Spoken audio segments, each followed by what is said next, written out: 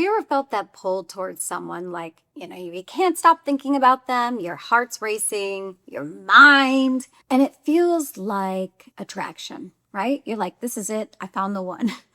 But what if I told you that feeling might not be attraction at all? See, in this video, I'm going to show you why you keep getting attached to people who confuse you, why chemistry sometimes turns into inconsistency, and the biggest mistake people make that keeps them stuck in the same relationship patterns over and over and over again, just with a different face, right? Because once you see this and understand this, you're going to start looking at your past relationships and all of your current relationships very differently, my friends. But first and foremost, hi, my name is Leanne, and welcome to my channel, Rise and Elevate, where I talk about universal principles and how to utilize them to build a beautiful, amazing life for yourself. And we're going to be talking about is this love or is this a trauma response? So this is going to be a fun video, but let's start here. Most people, and I was stuck in this for a very long time, we don't fall for someone because of how safe they feel, right? We fall because of how activated they feel. And there's a big difference because when your nervous system is activated, you feel excited. You got excitement, urgency, obsession. It's unpredictable. Oh yeah, it's exciting, right? And your brain labels that as, this must be something special. But here's the truth.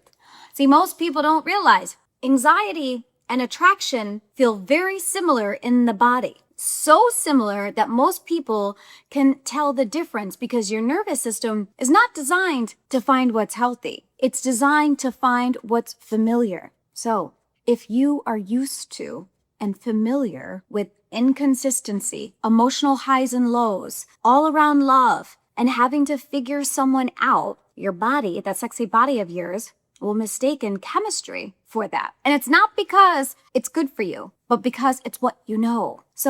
And that's why you can meet someone, I've been here, they're so calm and clear and consistent, and all your friends are like, oh my God, what's wrong with you? But instead of feeling excited around them, you feel bored or unsure. You're kind of like saying, I don't know, something's missing about Billy. I can't put my finger on it. But what it is your nervous system isn't activated. And once you've been taught that activation equals attraction, you'll end up chasing the person who gives you anxiety while overlooking the person who actually gives you peace. And then sit around crying and wondering why nothing ever works out for you. So I want to challenge you. I want to challenge you on something you might believe. That spark you're looking for might not be a sign to move closer. It might be a signal. And I want you to do this. Pause. Because a real attraction, babe, doesn't feel like chaos. It feels like safety, clarity, consistency. And so here's something you can start doing today or next time you meet your next future lover. Don't just ask, do I like them? Ask yourself, how does my body feel around them? Do I feel calm? Do I feel grounded and confident and secure? Or do I feel like I'm anxious and I find myself overthinking, feeling unsure? Because your body, babe, will always tell you the truth before your mind does. Our nervous system is like our natural little thermostat. So if calm feels boring to you right now, it doesn't mean it's wrong. It just means your nervous system is still adjusted to what's actually healthy. For a long time, I didn't realize that the way that I was showing up in relationships, it wasn't random. None of it's random. It's all patterned. Think about it. If you grew up in an environment where love didn't feel consistent or safe, like me, so I had a single mom, she was struggling.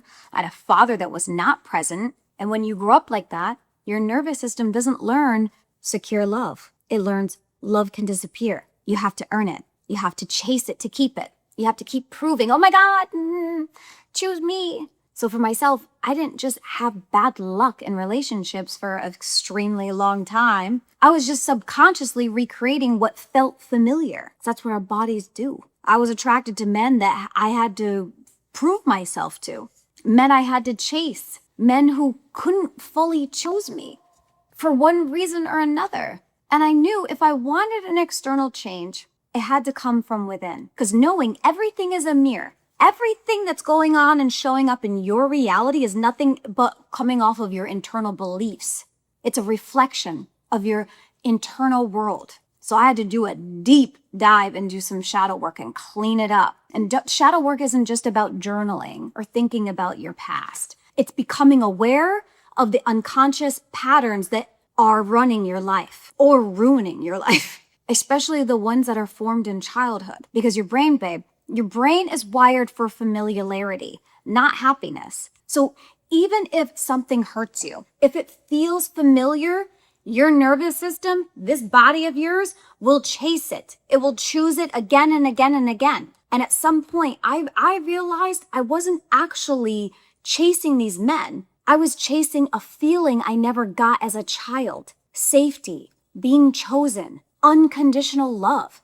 So I had to stop looking outward and turn inward. I had to meet the part of me that still felt abandoned. That little girl, that younger version of me that believed she wasn't enough to be chosen. And instead of ignoring her and saying, I don't need to think about these feelings, I sat with her. I acknowledged her. I reassured her. I literally had to teach her, my nervous system, right? Something it never learned. That love can be safe. That I don't have to chase it. That I am worthy of it without proving anything. And that is where everything started to change. Because once your nervous system feels safe, you stop choosing people who make you feel anxious. You stop chasing. You stop proving. Not because you're trying to, but because it no longer feels safe or normal to you. The version of me that chased love was a younger version of me trying to survive. But the version of me now just expects to be chosen. She knows that she's chosen. She knows that she's safe and secure and that she's worthy of love. And I'll never forget it. After I did this shadow work and looked okay, and if you don't know what kind of shadow work you need to do, what I say to people all the time and what I say to myself, I feel like that's in a movie. What movie is that in? I say to myself, or maybe it's a meme. Anyways, take an inventory. Take a look at what's going on around you. What men or women are showing up in your love life? What patterns just keep repeating? And say, all right, and then sit with yourself for a minute and say, all right, this is showing up. What belief in me is getting projected to bring these people towards me, these lovers towards me? Because I'm choosing them.